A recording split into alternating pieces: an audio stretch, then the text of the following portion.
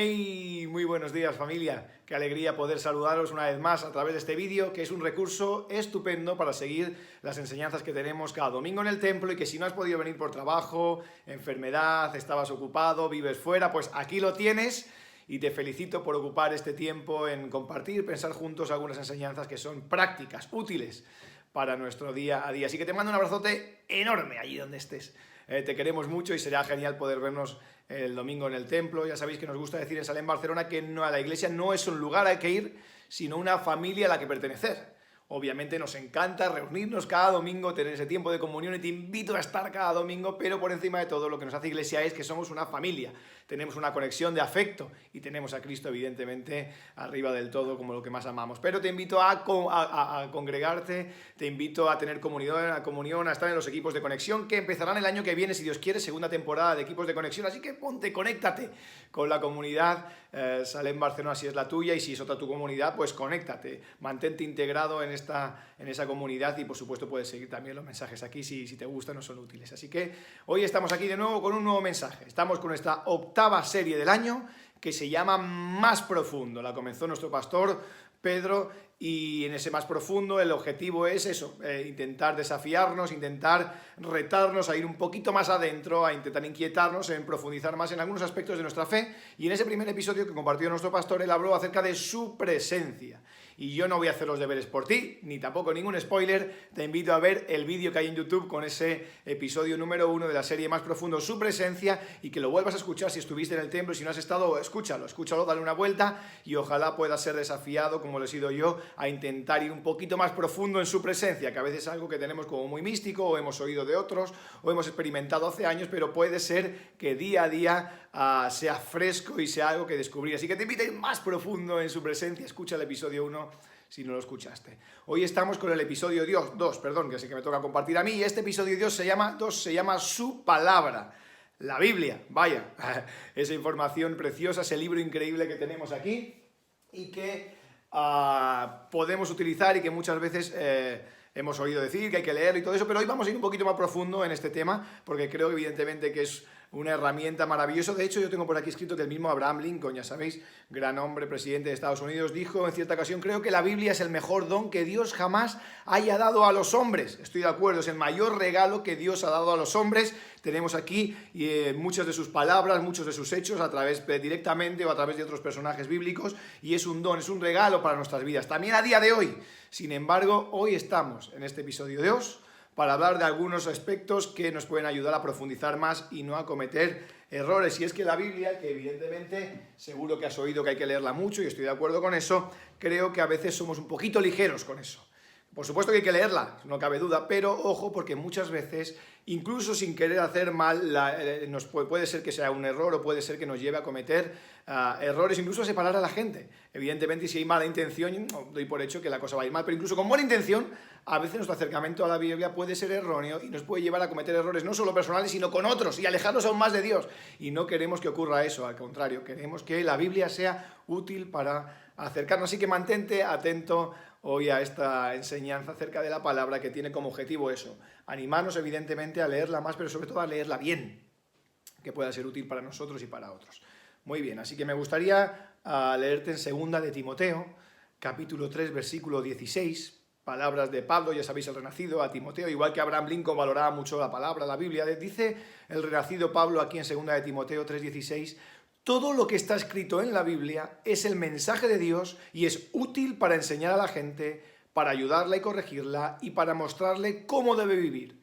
De ese modo, los servidores de Dios estarán completamente entrenados y preparados para hacer el bien. Fíjate lo que tiene el efecto de una buena interpretación, de un buen uso de la palabra de la Biblia. Y el rey David, ya sabéis, el Messi de la Biblia, ¿no? El que más copas levantó, el que más triunfos tuvo, aunque también errores, ya sabéis. En Salmos 119, 1, 2 dice: Dios, tú bendices a los que van por buen camino, a los que de todo corazón siguen tus enseñanzas. Ellos no hacen nada malo, solo a ti obedecen. Tú has ordenado que tus mandamientos se cumplan al pie de la letra. Quiero corregir mi conducta y cumplir tus mandamientos. Si los cumplo, no tendré de qué avergonzarme. Si me enseñas tu palabra, te alabaré de todo corazón y seré obediente a tus mandatos. No me abandones. Solo obedeciendo tu palabra pueden los jóvenes corregir su vida. Yo te busco de todo corazón y llevo tu palabra en mi pensamiento. Manténme fiel a tus enseñanzas para no pecar contra ti. Bendito seas mi Dios, enséñame a obedecer tus mandatos. Siempre estoy repitiendo las enseñanzas que nos diste. En ellas pongo toda mi atención, pues me hacen más feliz que todo el oro del mundo. Mi mayor placer son tus mandatos, jamás me olvido de ellos. Así que palabras muy importantes de varios de los siervos más importantes que encontramos en la Biblia, y ojalá también lo sean para ti, que toda tu atención esté en tu palabra, pueda estarlo aún más a partir de ahora, y que sea un placer, y no vamos a negar que muchas veces no lo es, y que nos aburre, y que muchas veces nuestro acercamiento a la Biblia es como pesado. Bueno, vamos a intentar hoy quizás hablar de algunos aspectos que han hecho que esto sea así, que quizás ahora pueden cambiar.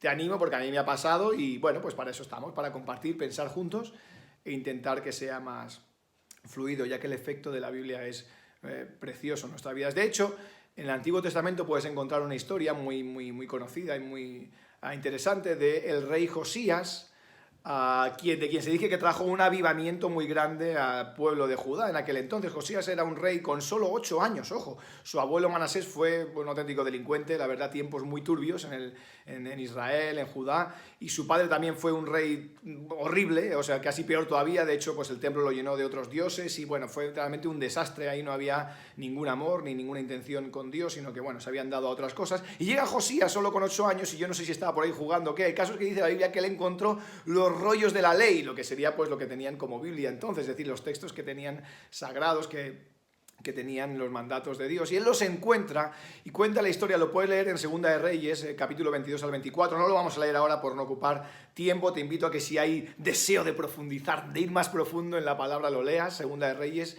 capítulo 22 al 24, es la historia, o también en Segunda de Crónicas 33 y 34 lo puedes encontrar, esta historia de Josías, y él recupera esos rollos y es rey, y él lo que hace es volver a poner sobre la mesa todos esos mandatos que Dios había hecho, y volver un poquito a los tiempos de David, donde hubo un gran esplendor en el pueblo, y al ponerlo en práctica, al empezar a leer aquello, ver la diferencia con lo que estaban viviendo, qué ocurrió en el pueblo de Judá, que hubo un gran avivamiento porque empezaron a obedecer lo que decía esos rollos. ¿Y qué pasó? Que empezó a desinfectar, digamos, todo el paganismo, todas las cosas que estaban haciendo mal. Empezó a darse cuenta, contrastando, oye, lo que dijo Dios y lo que estamos haciendo no concuerda, y esto también ocurre muchas veces con nuestras vidas, y va a ocurrir con la tuya. Si te acercas a la Biblia de una manera correcta, vas a poder comparar y decir, oye, pues mira, yo quizás tengo un amor a las riquezas, un amor al poder, un amor al prestigio, un amor, yo qué sé, o estoy dando mucha prioridad a algo. Sin embargo, la Biblia me reta a dar prioridad a otras cosas, y eso va a traer una gran alegría y frescura en tu vida, como ocurrió en Judá. También ocurrió que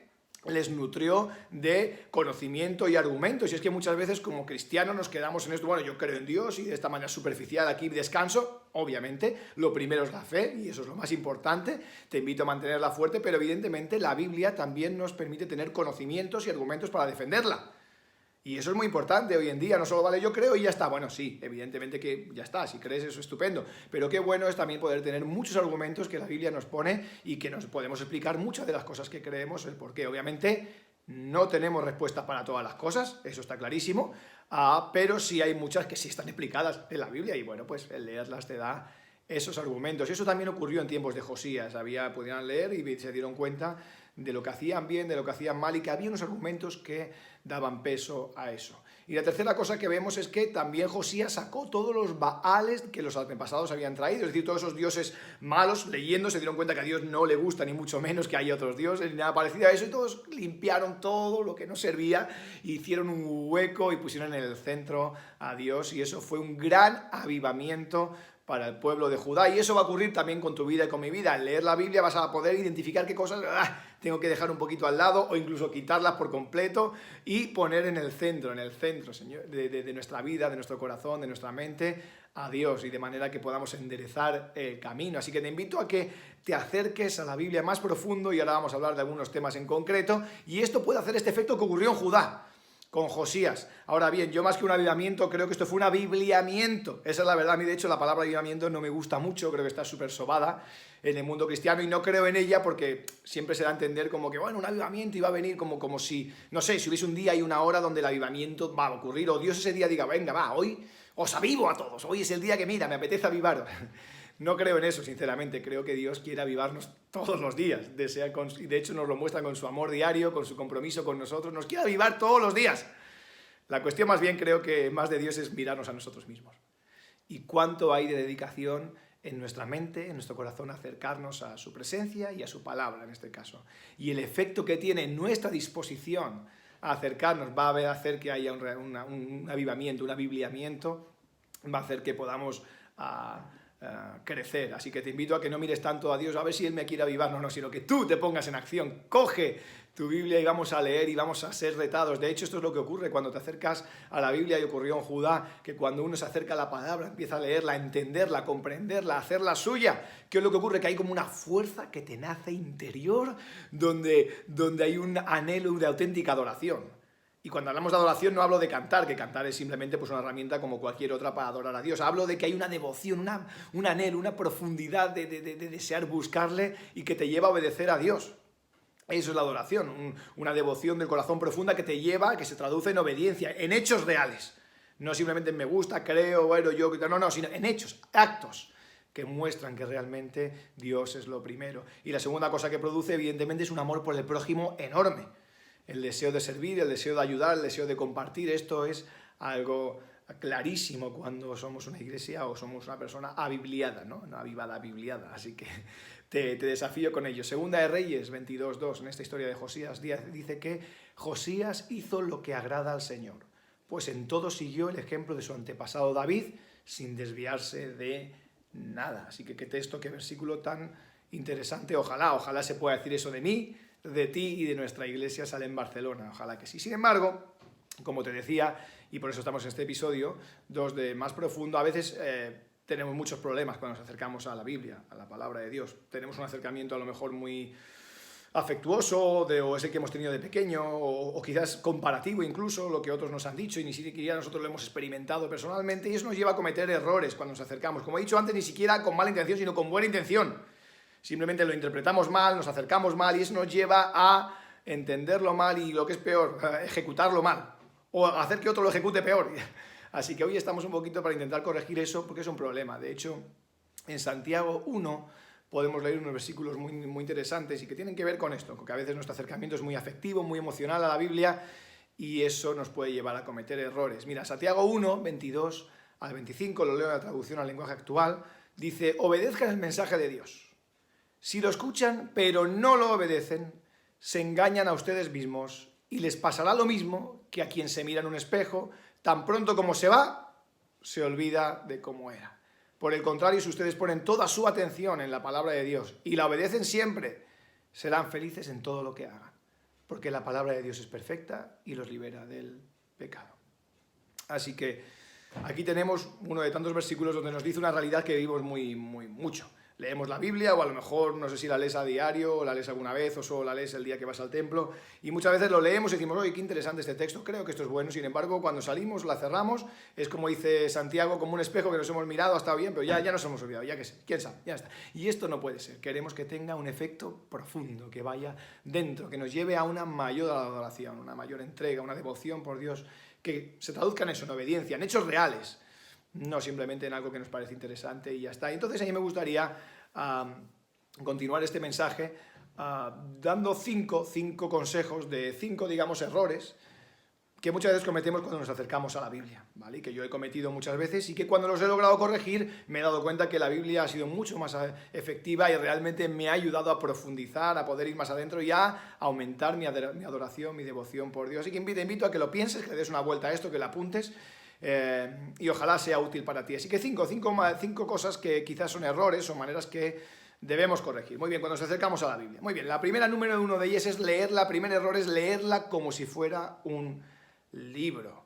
Sí, evidentemente, yo tengo aquí mi Biblia y evidentemente tiene apariencia de un libro. Tú lo coges y pues es, mira, pues como un libro, como todos, con su tapa, más bonita, menos bonita, y es un libro. Sin embargo, es un error enorme acercarse a ella como un libro, porque no es un libro, sino que es una biblioteca. De hecho, Biblia ya viene un poquito de eso, biblioteca, conjunto de libros. Y eso quiere decir que tiene diferentes autores, diferentes géneros literarios, diferentes épocas, diferentes estilos. Es como si cuando tú entras en una biblioteca No, si te has fijado, no están todos iguales, tienen varias secciones, incluso cuando vas a comprar o vas a una casa de libros, vas a comprar y hay diferentes secciones según el tema, según el tipo de texto. Pues esto ocurre con la Biblia. Y muchas veces nos acercamos a la Biblia pensando que es un libro así tal, empezamos a leer y todos los libros los entendemos igual, los interpretamos igual, pensamos que todos son del mismo tiempo. Sin embargo, tenemos en esta biblioteca, que es la Biblia, de este libro, tenemos hasta 1500 años de diferencia entre el primer escrito y el último. 1500 años, flipas. O sea, imagínate los diferentes contextos, diferentes historias, diferentes personas, como para leerlo todo como si fuera lo mismo. No, es un error tremendo pensarlo, y además algunos son tipo narración histórica, otros son poéticos, otros poesía, otros profético, otros epistolar. Es decir, hay muchos tipos de libros dentro de la Biblia, así que es un error clarísimo acercarse a ella como si fuese un libro de arriba abajo, así tal cual, sin tener conciencia de que estamos utilizando diferentes libros, diferentes personas, diferentes épocas. Insisto, esto no quiere decir que no la puedas leer, bueno, de arriba abajo, tú léela como tú quieras leerla. Solo faltaría, pero digo que lo tengas en cuenta, que no es un libro, es un conjunto de libros. Y cada libro que está ahí dentro hay que interpretarlo y leerlo a conciencia para que pueda ser útil. Así que te invito a que lo hagas. Y de hecho hay una Biblia, hay una de las Biblias que yo recomiendo mucho, se llama Biblia cronológica. La puedes encontrar en cualquier librería o en Amazon, donde tú veas, y es muy útil para aquellos que os gusta leer la Biblia, sigamos del tirón, de manera cronológica. Bueno, pues es más interesante, ya que por lo menos lo coloca en el orden cronológico, que aún así te resuelve un tema, que es el tema de cómo van los años, pero aún así no te resuelve otros temas, que es que evidentemente no podemos interpretar igual un libro que es, pues digamos, histórico, de uno que es poético, donde hay alegorías, comparaciones, donde hay datos muy concretos. No sé si me entiendes, creo que sí. Primer error, leerla como si fuera un libro. Son muchos libros. Y mi recomendación, que evidentemente cada vez que te acerques a un libro, Génesis, Éxodo, una carta de las del Nuevo Testamento, Isaías, profetas, infórmate, documéntate de qué año es, para quién fue, a quién se lo escribió, qué ocurría en aquel entonces, cuáles eran las características de la gente que recibía ese mensaje. Y eso nos va a ayudar a tener una mejor interpretación de lo que estamos leyendo y va a poder ser útil de verdad. Y no vamos a caer en el error de usar un texto en concreto que era para algo muy concreto, un tiempo concreto, y pensar que sí me entiendes, ¿verdad? Así que ojalá quédate con eso. Número 1, vamos a leerla como una biblioteca, como un conjunto de libros. Número 2, leerla como si fuese un libro de historia. Otro error muy común. El pensar que la Biblia resuelve todas las dudas o te da toda la información histórica del mundo y el porqué de todas las cosas. De hecho, esto es súper habitual, ¿no? Si eres cristiano y has hablado con gente no cristiana, pues te pregunta como si la Biblia fuese a resolver, pues eso, la historia. La Biblia no es un libro de historia. La Biblia, evidentemente, tiene datos históricos, especialmente del pueblo de Israel, obviamente, pero es un libro cristocéntrico. Tiene como objetivo el acercarnos a Jesús, la historia de nuestra redención. No es un libro de historia. Si tú quieres un libro de historia, pues te recomiendo obviamente acercarte a una biblioteca y comprarte libros de historia, que hay evidentemente pues estupendos, de historia clásica, historia contemporánea, historia del pueblo de Israel, historia de oriental, occidental. Cómprate un libro de historia si lo que quieres es historia pura y dura, y puedes comparar algunos datos que evidentemente aparecen en la Biblia y vas a ver pues que evidentemente coinciden, pero no es un libro de historia en ningún caso, así que te invito también a no cometer este error y pensar que en la Biblia puedo encontrar explicación a pues todos los sucesos históricos. No es un libro de historia. Tercer error que es interesante que valoremos: leerla como si hubiera sido escrita originalmente para nosotros hoy. Ojo con esto es muy importante. Evidentemente, como hemos leído en palabras de Pablo y de David, y como decía Abraham Lincoln, es un libro precioso, súper útil para nuestras vidas. De hecho, estamos aquí con este episodio por eso, animándote a leerla, a acercarte por el efecto que tiene precioso en nuestras vidas, pero hay que pensar que no fue escrita directamente para ti y para mí. Es decir, cuando se escribe la carta a Pablo, o cuando escribe Moisés, o cuando escriben diferentes autores, no está pensando, a ver, Abraham algún día leerá este texto. No, iba dirigida a alguien muy concreto. ¿Y qué ocurre? Que si va alguien muy concreto, tenemos que informarnos de quién era ese receptor, por qué se lo cuenta a él, qué está viviendo, dónde es, qué época es. Y quedarnos con el mensaje global, que va a ser súper útil para tu vida, para mi vida, y no con los detalles que a lo mejor pueden ser que nos lleven a errores porque no eran concretos para nosotros.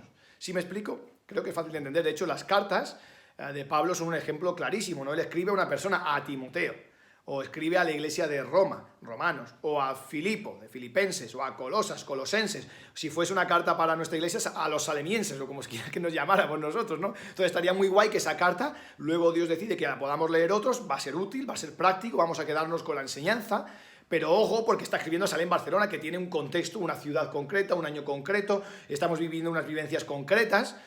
Entonces, ojo con un acercamiento así general y pensar que algo muy concreto que está diciendo, pues ojo con eso. No, la Biblia no fue escrita exactamente para ti directamente, fue escrita para otras personas directamente. Entonces, tratemos de acercarnos con inteligencia, interpretarlo con inteligencia, darnos cuenta cuál es el mensaje, cuál es la enseñanza general, qué es lo que desprende ese texto.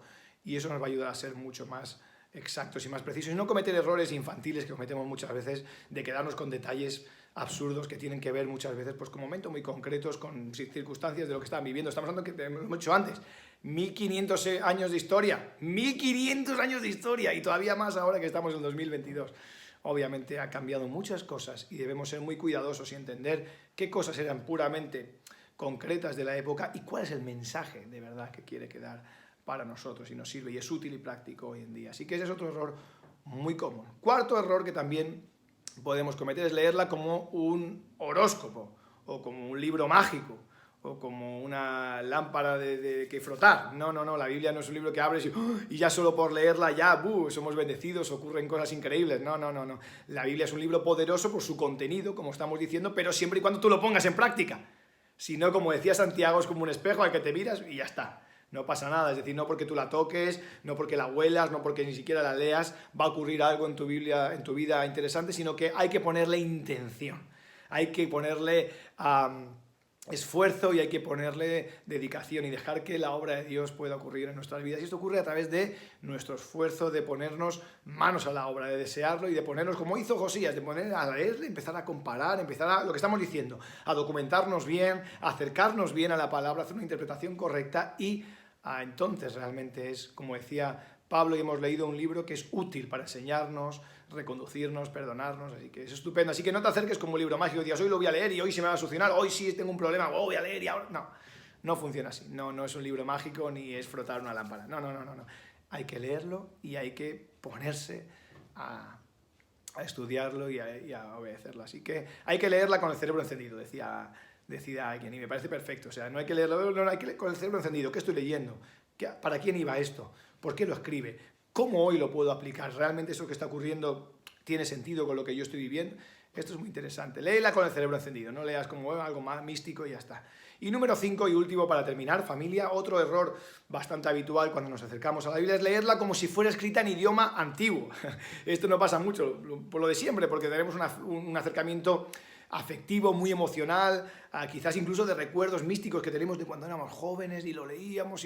No, a veces pensamos que la Biblia, leída en un lenguaje clásico o antiguo, por ejemplo, los que hemos utilizado de pequeño la Reina Valera del 1960, ojo, ¿cuánto echa la cuenta desde donde estamos ahora? 1960, ¿cuántos años hay?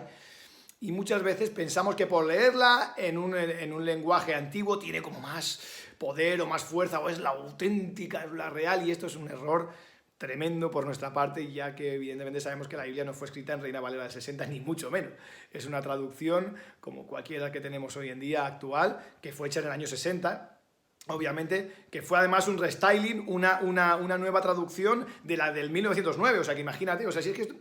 ¿Y por qué se hizo en el 60? Precisamente para actualizar lo que había en el 909. Y esto ocurre hoy en día. Tenemos muchas Biblias estupendas, como ya sabéis que a mí me gusta mucho utilizar traducción al lenguaje actual, pero tienes Nueva Biblia Viva, yo que sé, NBI, NMT. Hay un montón de versiones que te animo a conocer y que te van a ayudar precisamente a leerla con un cerebro encendido, porque vas a entender evidentemente lo que dice. Es que de hecho el lenguaje es un elemento fluido de la cultura, va mutando, va cambiando, no se habla hoy igual que se hablaba hace 30 ni 20 años, seguro que lo has visto, ni nuestros hijos hablan como nosotros cuando éramos jóvenes. Esto va creciendo, salvo que la lengua se muera, como ocurrió con el latín. Así que sabéis que la Biblia fue escrita en hebreo, griego y en arameo, o sea que no fue Reina Valera del 60, por lo cual no tienes que anclarte ahí como si fuese. Evidentemente, si estás a gusto con esa versión, dale sin ningún problema, solo faltaría, es una versión estupenda, pero he de reconocer personalmente que a mí muchas veces, aunque de memoria sé muchos textos, pues muchas veces me resulta mucho más útil y ha sido mucho más fresco para mi vida leerla en versiones más actuales. ¿Por qué? Coinciden con lo que he estudiado, coinciden con lo que hablamos,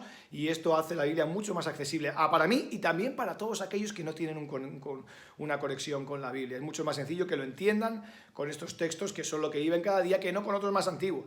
No sé si captas un poquito la idea, es decir, no hay una versión que digas, esta es la versión, no, para nada. De hecho, algunas de las versiones que creemos como las mejores han utilizado manuscritos que son anteriores a otros que se han encontrado más contemporáneos y que son más fidedignos. Pero bueno, el no conocerlo, el no estudiarlo, nos da a pensar que, bueno, pues pensamos que esa es como con la que aprendimos, con la que nuestro predicador favorito predicaba siempre y hablaba, pues es como la versión de todas. No cometas ese error.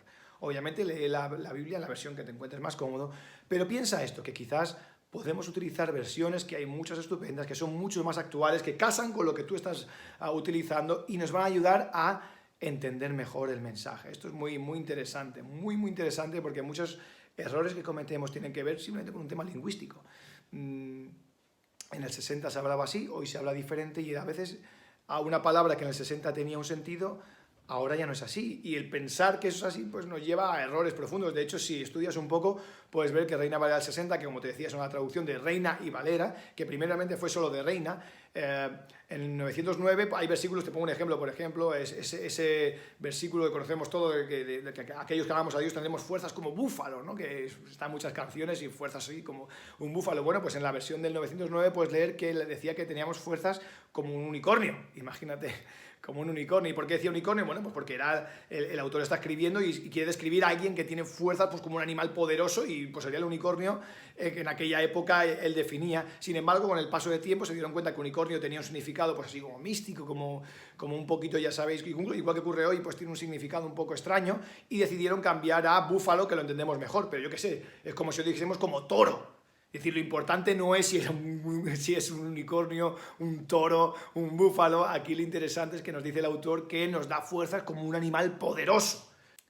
Así que mi recomendación es esa, que no te encasilles en una única versión, sino que trates de utilizar aquella que puede ser más útil, más entendible para ti y sobre todo si le recomiendas a otros que nunca han tenido un acceso a la Biblia que pueda ser práctica, útil, que lo puedan entender. Así que estos son 5 ideas que espero que tú le des una vuelta y que puedan ser útiles para tu vida y para mi vida, para ir más profundo en el conocimiento de Dios a través de su palabra, a través de esa colección de libros que tenemos en la Biblia. Así que me gustaría terminar este mensaje simplemente con algunas frases de algunos pensadores que parecen muy interesantes, que dice, por ejemplo, Justin Peters dice: ¿deseas que Dios te hable mucho, mucho, mucho? Pues abre tu Biblia y léela mucho, mucho, mucho. Así que, como he dicho, lee la Biblia, vamos más profundo, pero ojo, léela con el cerebro encendido, hemos dicho. Utiliza herramientas adecuadas para saber qué estás leyendo y por qué lo estás leyendo. Mark Twain decía: a la mayoría de las personas les preocupan los pasajes de las Escrituras que no comprenden, pero los que me preocupan a mí son los que sí comprendo, y no puedo estar más de acuerdo con este hombre. Cuántas veces perdemos el tiempo ahí con discusiones tremendas, con pasajes que quizás son controvertidos o no sabemos interpretar bien. Oye, hay muchísimos, yo siempre lo digo, hay muchísimos pasajes y consejos de la Biblia súper claros. Solo con hacer esos bien ya tenemos más que suficiente. Así que Luisa y J.T. de Walker decía: Dios nos ha dado 2 libros para que la humanidad los lea, la naturaleza y la Biblia. Él es el autor de ambos y los dos concuerdan perfectamente. Me parece un acierto y un pensamiento extraordinario de la naturaleza y la Biblia hablan clarísimo acerca de Dios, a gritos. Y por último, R.C. Sproul decía: es más fácil y mucho menos doloroso criticar la Biblia que permitir que la Biblia nos critique a nosotros. Otra realidad realmente clara. Así que mucho ánimo. Hasta aquí este segundo episodio de la serie Más Profundo. Te animo a tener un abibliamiento en tu vida, en mi vida, en nuestra comunidad Salem Barcelona. Así que vamos a acercarnos a leerla, acercarnos con un cerebro encendido, con estos consejos que te comento, y pueda ser de una manera práctica que nos lleva, que nos catapulte a adorar a Dios todavía más, a que haya una devoción más profunda que se traduzca en obediencia. El Salmo 119, 105, ya sabéis, en la versión Reina Valera que nosotros conocemos: lámpara es a mis pies tu palabra y lumbrera a mi camino. Me gusta esta versión nueva. Biblia dice que tu palabra es una lámpara a mis pies y una luz en mi sendero. Así que ojalá lo sea para mí, para mi familia, para nuestra iglesia y para ti ahí donde estés escuchando. Abibliamiento, lee la Biblia, pero léela con el cerebro encendido, sabiendo qué es lo que tienes entre manos, esa biblioteca maravillosa que Dios dejó para ti y para mí. Bueno, que vaya muy bien la semana o allí donde estés, deseando verte en el templo. Os queremos un montón y hasta muy pronto. Que vaya muy bien. Adiós.